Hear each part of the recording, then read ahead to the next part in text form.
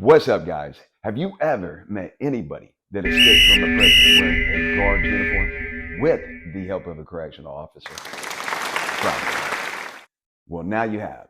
And I'm going to tell you my entire story. But today's video, I'm going to tell you guys exactly why I went to prison. Let's get into it. All right, guys. Now that we have that out of the way, let's dig into the reason that I actually went to prison.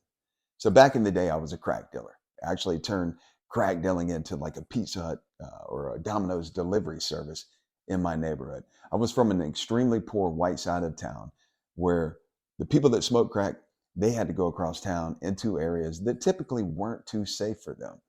And when I got introduced to selling crack, I was going across town getting the stuff. I would come back, try to find some people. People were telling me, hey, these people are doing crack, these people are doing crack. So I was networking with the people. But it turned to a point that everybody where I was from began to realize that hey, listen, you don't have to go across town anymore. I'll come and bring this to you. I had a pager. People would beat me. I would call them sometimes, hey, where you at? But it got to a point where I was so efficient with it. I would see the number and I know exactly where they were at. I didn't even have to call them. I just go, boom, pull up on them. And what was happening was I was making money hand over fist, 24 hours a day sometimes. Sometimes I would stay up because these people did not stop smoking crack. It was just like, it was a wild, crazy scene at the time. But what this caused was a lot of attention from all the wrong places. Police, females, again, I'm a young guy from an extremely poor side of town. I've got a bunch of jewelry. I've always got wads of cash on me. I got nice cars with big rims, exterior for that time. It was really standing out. And so I was married, had a child, and the attention that I was getting from this just wasn't good for the married life, being at home. And so there was a lot of females in the picture, and situations kept coming up, people telling on me, I'm really not covering my bases that good. And so I kept getting thrown into hot water, throwing myself into hot water with other females.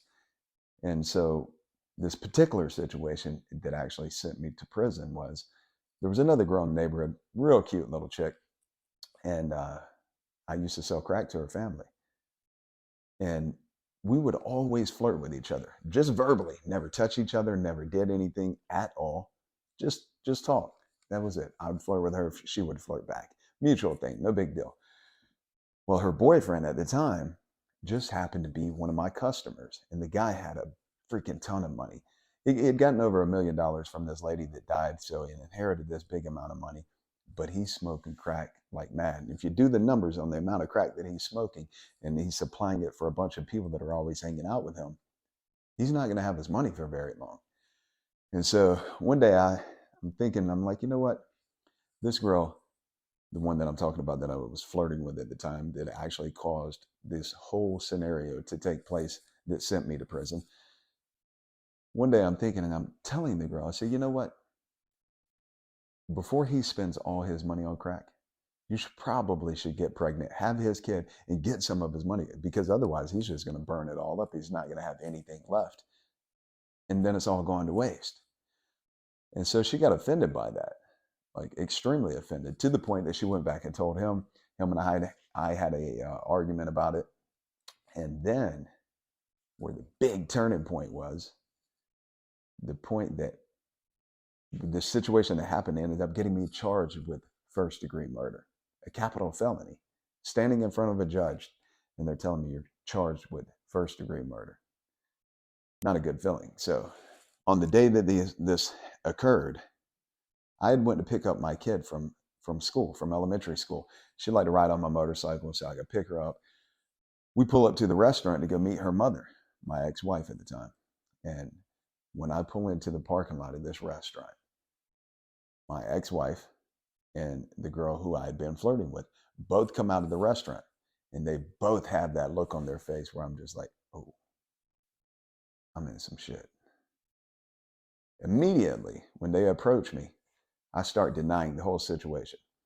So the girl told my wife in the restaurant that I had been flirting with her. I was trying to take her out. I was trying to do things with her. Rather than be a man about it, rather than admit it, I got defensive. And I just started calling the girl all type of names. We're like face to face arguing, nothing physical. We're just arguing, verbally arguing. And so I'm telling my ex, I'm like, this girl's pissed off. She was trying to buy some cocaine the other day. I wouldn't sell her any. Now she's just trying to cause problems. And so when we are arguing, the people that own the restaurant, they come out and they're like, hey, man, you guys get out of here. You can't do that right outside the front door of the restaurant. So I'm like, all right, cool. I'll head to the house. So I get on my motorcycle. I only live about 3 minutes away from this restaurant. Get on my motorcycle. I go home. Here comes my ex-wife, my child, and obviously she's pissed off. She's already running her mouth to me. And so I'm just kind of ignoring it. I go out in the backyard. I was putting a swimming pool in my backyard at the time.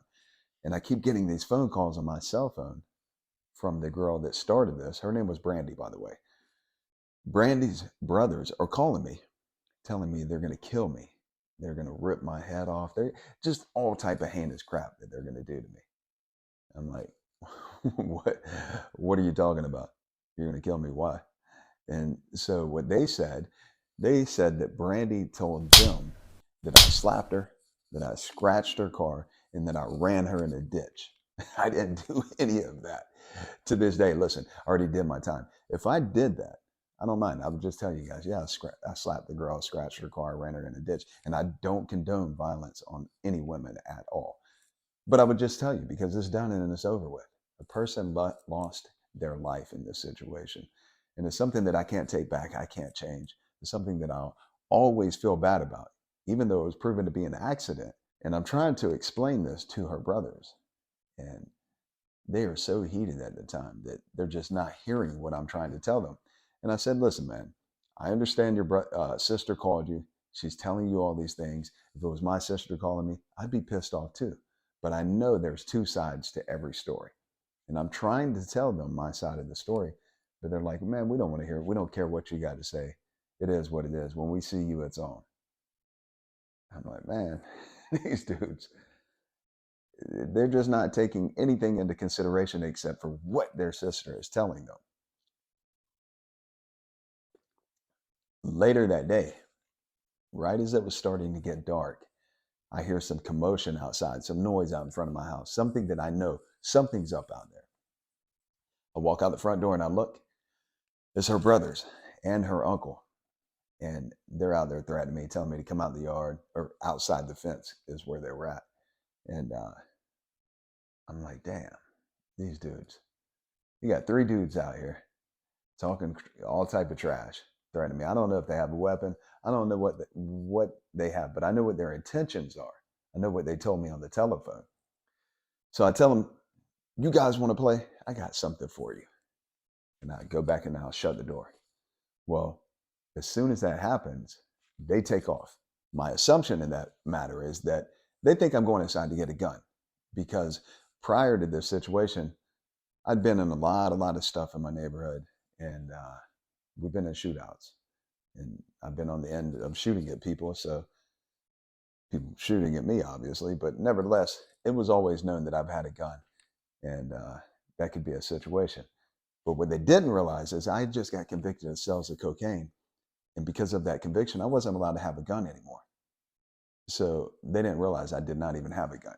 Anyways, they leave the house. Now, when I come inside, my little girl's mother is just outrageously fuming, pissed off, screaming. You know, she's telling me things that are legitimate worry. She's telling me, like, look, what if these guys come here in the middle of the night and light our house on fire? What if they come by and shoot our house up? Your wife is in here, your daughter's in here, you're in here. What if all of these things were to happen? So I'm thinking to myself, you know, she's got a really good point, because those are possibilities. And, you know, I don't want anything to happen to anybody in the house, my daughter, her mother, myself. So I said, you know what? I'm going to go over to these guys' house. I'm going to tell them, look, what your sister told you is a complete lie. That's not what happened. Stay away from my house. I don't want any problems with you guys. Live your life, man. Leave me alone. So I head over there. Now, on the way there, I'm thinking to myself, these guys, I know their reputation. I don't know them personally, but they're known to be pretty wild. So I'm like, you know, just in case these dudes go to acting crazy, maybe they throw something, Maybe they do something really crazy. I don't want them to tear up the vehicle that I'm driving. So I stop and get my dump truck. I'm like, you can't tear a dump truck up. It's this big ass metal truck, weighs 22,000 pounds. There's no tearing that up. So I drive the dump truck. I'm headed over there. Now, what you got to remember is that this dump truck has my name on the side, my telephone number. It says Bruton Trucking on it. And everybody from this little town that I'm from knows that that's my dump truck. Well, when I start to pull up and come down their road where they live at, they immediately run across the front yard. One of them runs right in front of the dump truck. I'm like, what are you doing? Don't you see this truck? Then like, it's 22,000 pounds. It's however, I don't know how high it is, 10, 12 foot tall. It's enormous. It's loud. You can see it. You can hear it. And when that happens, when he runs in front of the truck, I immediately, now it's dark. I'm sitting up high in the truck. There's no street lights. The only thing I see is the guy in front of me. And when he runs in front of me, I swerve to miss him because I'm not coming over here to run anybody over. I'm coming over here to tell these guys, hey, leave me alone. Don't come by my house.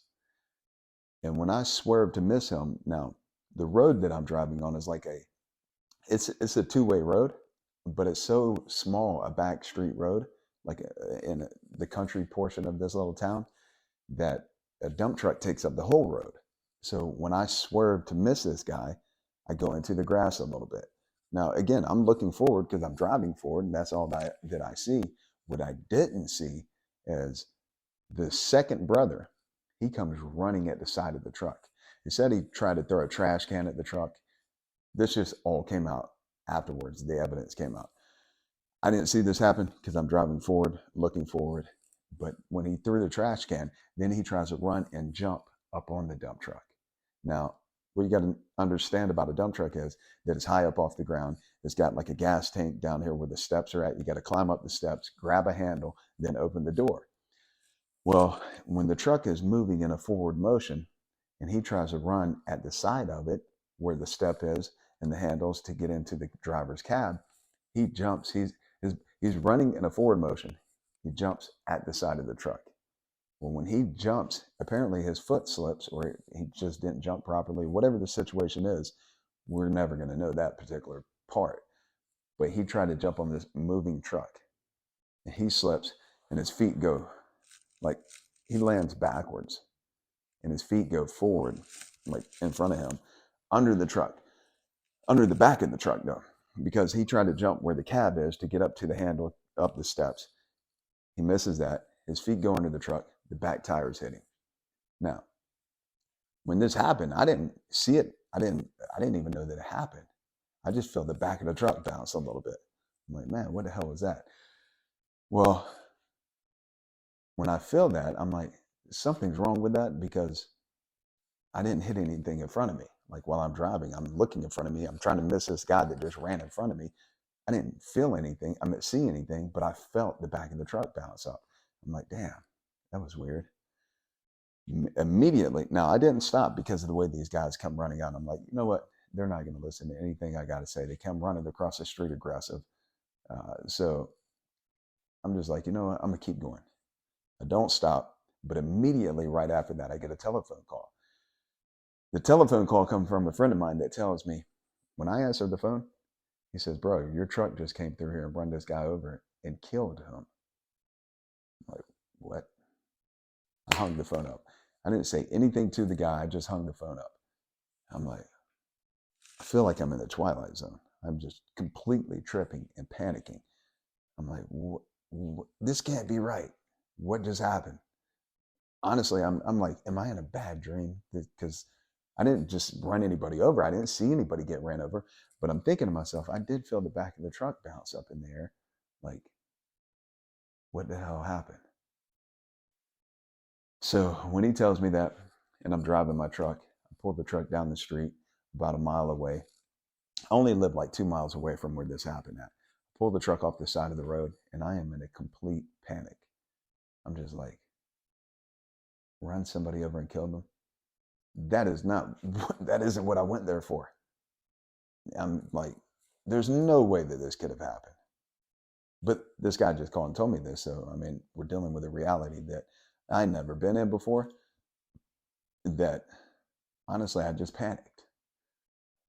I mean, who's been in the shoes where you got a dead person in your path? Who can say, yeah, you should have did this, should have did that? Until you were in that situation, it's hard to say what you should or shouldn't do, or would do, would or wouldn't do. It's just difficult to say, because that's not like you just went and ran a red light and you're like, oh, well, damn, I just ran a red light. No, there's a dead person. And so from that moment, I just panic. I clam up. I won't talk to anybody. I'm not saying nothing. Um, and then I go home, I pack my shit. I end up moving out of state. For 3 years, I lived out of state. Now, during that time, the detectives from Jacksonville called me. And they're like, hey, there's a situation we want to talk to you about. We want you to come down here. We have some questions for you. And I'm like, do you have a warrant? He said, no. I'm like, well, if you don't have a warrant, I don't have anything to say to you. Because the whole time I'm just thinking, I don't even know what happened. Literally, I'm driving forward. I swerved to miss this man in the street. And the next thing you know, they're telling me another man got ran over and killed. I'm just like, how in the world am I even going to prove this? Like, what am I going to say to these people? Tell them what I just told you guys. I don't know how this happened. There was a girl that I went to school with that I would talk to on the phone every now and then that worked for the public defender's office in Jacksonville. And when I would talk to her on the phone, she would say, look, wherever you're at, whatever you're doing, they don't have a warrant for you. They can't do anything about anything. You're free to just keep doing what you're doing. And so I was like, well, you know what? There's a dead person. The only thing I know that I can think of is you're going to prison forever, regardless of what happened or how it happened. That's just what I felt like. Like, I don't even realize that there's other lesser charges, like leaving the scene of an accident involving a death. I didn't even know that was such a thing. The only thing I know is there's a dead person. And people that go to prison for a dead person are going to prison forever. And so I stay out of town, live out of town for like 3 years. 3 years later, my brother-in-law gets his door kicked in for selling cocaine. The day that they kick his door in, he writes a statement and tells them he was the one driving the truck. He tells them it was an accident, but he tells them, yeah, it was him. They drop his sales of cocaine charge, where he had an informant come in and buy the dope out of his house. They drop his charges, and they charge me with first-degree murder. First-degree murder, May the 11th, 2003. I get a telephone call from my mom. I'm sitting in a store that I bought in Carolina. I'm sitting here working. Well, just sitting here. It was a smoke shop, a pipe shop. Really not working, just hanging out, talking to people, selling things. And so I get this phone call from my mom, who is screaming hysterically in the other end of the phone that I have a warrant for first-degree murder, which is a capital felony, by the way, which means you can be put to death for this. And she's screaming, telling me, the detectives just came, they left a message, said you have until your daughter's birthday to turn yourself in. Well, I don't know about you guys, but I'm thinking to myself, you just charged me with first-degree murder, a capital felony, the death sentence, and you're telling me that I have from May the 11th, that day, until May 29th, which is my daughter's birthday, to turn myself in. Go out and have the birthday party and then turn yourself in. When my mom tells me this, I hung the phone up, immediately took off, left the store. There was a girl working in the store. I said, hey, take care of the store. I'll tell you something later. I didn't tell her anything except I'll tell you something later, and I'll leave.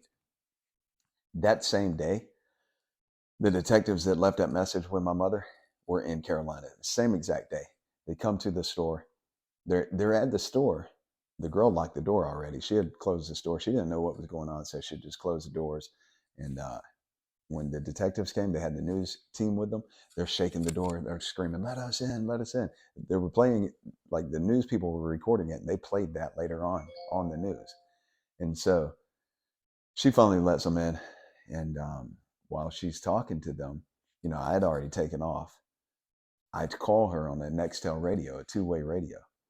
And when I beep her on the radio, the detectives were standing there. They take the phone from her, and they said, look, man, you better turn yourself in. We are here in Carolina right now. They had a task force that was coming to get me. They said, you need to turn yourself in right now. So I tell the man, I said, listen, you left a message that said, I have until my daughter's birthday to turn myself in. You're not going to catch me before then. They're like, yeah, whatever, man. We're going to catch you. We're going to get you today.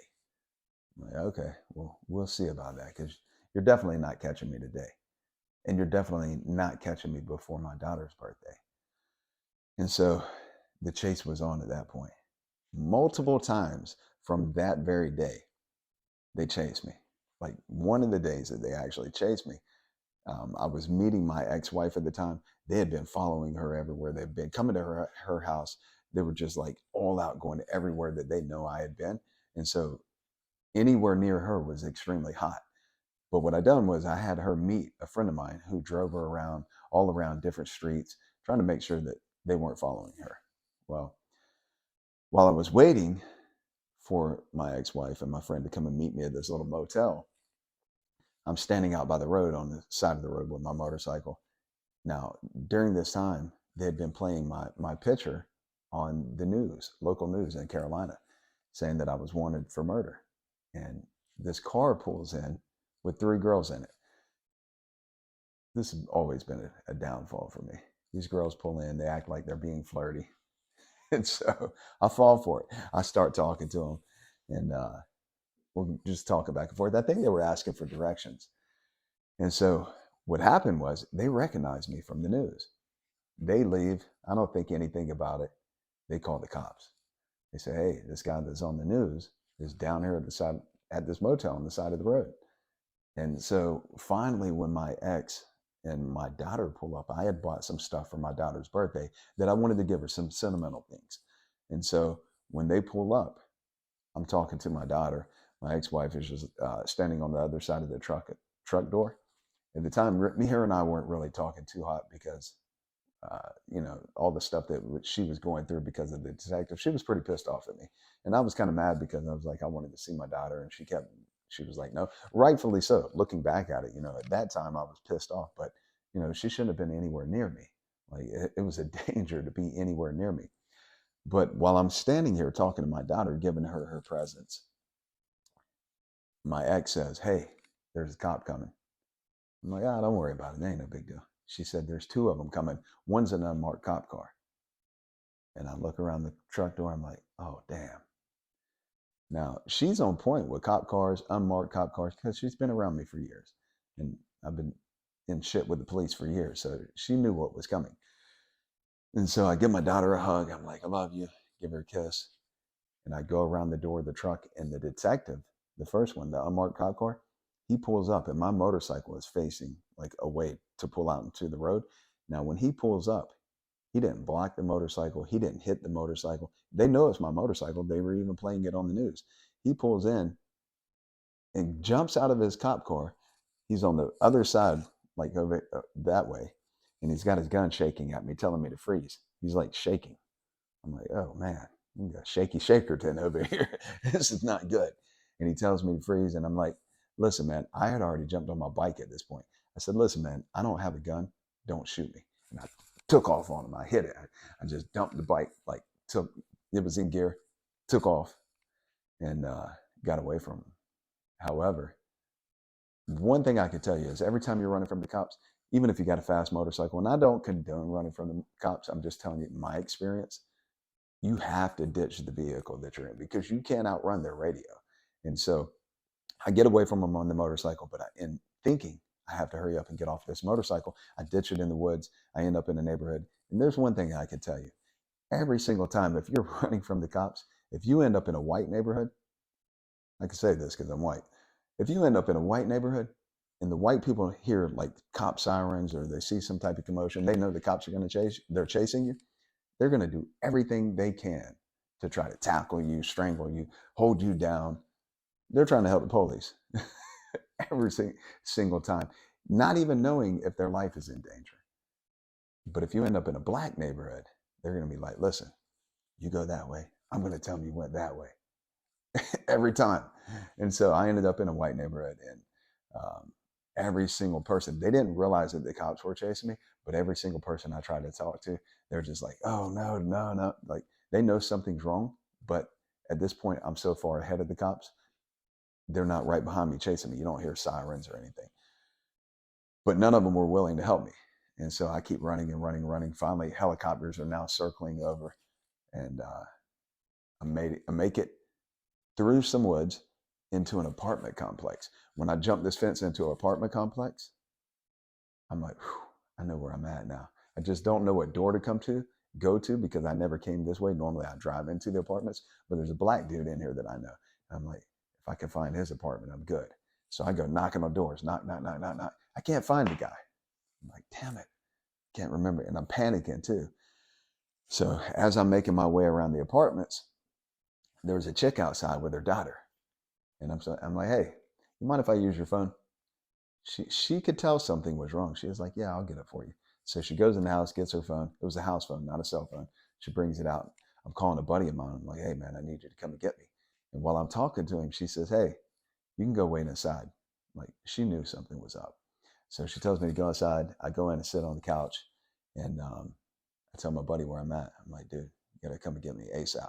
So he pulls up. I get in the trunk, lay down, take off. I'm like riding in the trunk of this car. So we get away from them. And there was a couple more times that they actually chased me. I end up getting arrested after my daughter's birthday. I actually didn't get caught. I just got tired of running. And I told them when they arrested me, I was like, look, man, you guys didn't catch me. I just got tired of running. And they tried to play the good cop, bad cop thing when they finally had me in handcuffs. And one of them come over, he's like, hey, man, I just want to shake your hand. I said, shake my hand for what? He said, you're one of the hardest people we've ever had to catch. I said, we're not friends. I'm not shaking your hand. You can just take me to my cell. And so they end up extraditing me from Carolina back down to Florida. The day I get into Florida, they do my arraignment. And they charged me with first-degree murder. And I'm just like, wow. Now it hit home. Hearing it on the phone was one thing. Standing here in this county jail, hearing them read my charges to me was a completely different thing. And so I sat in the county jail for about 2.5 years fighting my case, going to court over and over, to the point that after about 2.5 years, the prosecutor comes. At one point, he told my attorney, if he would have came and told us what happened, we would have never even charged him. They said he would have never charged me. So I'm thinking to myself when I hear this, so you're charging me because you don't like the fact that I wouldn't come and tell you. And you charge me with first-degree murder. At this point, now because I have an attorney and I'm seeing my attorney a lot, I'm learning about the different charges. I know I'm not guilty of first-degree murder. They end up dropping it down to second-degree murder. I know I'm not guilty of that. What I am guilty of is leaving the scene of an accident involving a death. So I'm fully prepared to go to trial because they ended up dropping it from first-degree murder to second-degree murder, which was what I had to go to trial on. I'm like, yeah, cool. Got this beat. Nothing cool about it, but it's a big relief that it's not first-degree murder anymore. And when I'm learning the law from, being around my attorney so much and reading the law, I got this beat, no problem. So I go to court one day after I've been down here for about 2.5 years in the county jail. Prosecutor says, we want to offer you a manslaughter charge. I said, I'm not guilty of manslaughter. And because I didn't accept their plea deal for manslaughter, they brought me back to court the very next day. They added 2 more charges, leaving the scene of an accident involving a death and attempted murder on the guy's brother, the guy that first ran in front of me in the vehicle. Now, going to trial on 3 charges is way different than going to trial on 1. And to win all 3 of them, chances are nil. I mean, I know I'm guilty of leaving the scene of an accident involving a death. And when you go to trial on something in Florida and you lose, they're giving you every bit of whatever that crime carries. And so now they got my back against the wall. I got to go to trial on 3 charges: second-degree murder, leaving the scene of an accident involving a death, and attempted murder. I'm just like, what? This is outrageous. I tell my attorney, hey, tell the prosecutor I'll take that manslaughter charge because at least I know if I plea out, I can explain my story to the judge and I'm definitely going to get out of prison. And so They accept the deal. They send us to court to tell our story to the judge. And the judge gives us 3 days to present the case to him. And during this time, you got my family on one side of the court, and you got this guy's family on one side of the court. And rightfully so, they're upset. But even as it's playing out in court and it's proving that it's an actual accident, just from the physical evidence, all the science that they put into investigating it proves that it was an accident.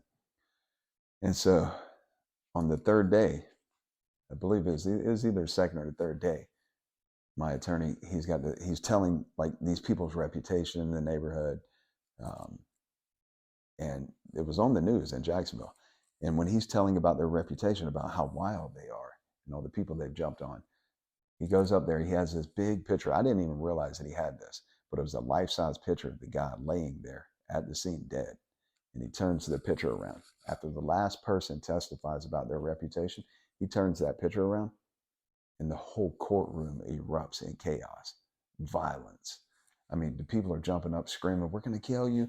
His sister, not the one that started it, but another sister, jumps at the railing in the courtroom, comes running at me, and is like trying to attack me. But the guards, the bailiffs, they grab me and they're like dragging me through the courtroom.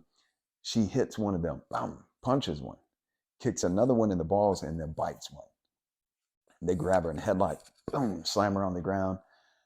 The judge is banging, "Lock the doors, lock the doors." All this was on TV back then. And it was just pure madness. They drag her out, like in a chokehold, drag her out, take her to jail. Judge gets the courtroom back under order. He says, "If anybody in here says anything, moves, does anything at all, you're going to jail." So at that point, everybody's calm, but everybody's crying in the court. It's just pure mayhem. Well, at the very end of the court case, the judge calls me in front of him and he says, "It's clear that what happened was an accident. And if you would have went to trial, no criminal jury would have found you guilty." So he's telling me this. He just said, "It's clear that what happened was an accident. And if I would have went to trial, no criminal jury would have found me guilty."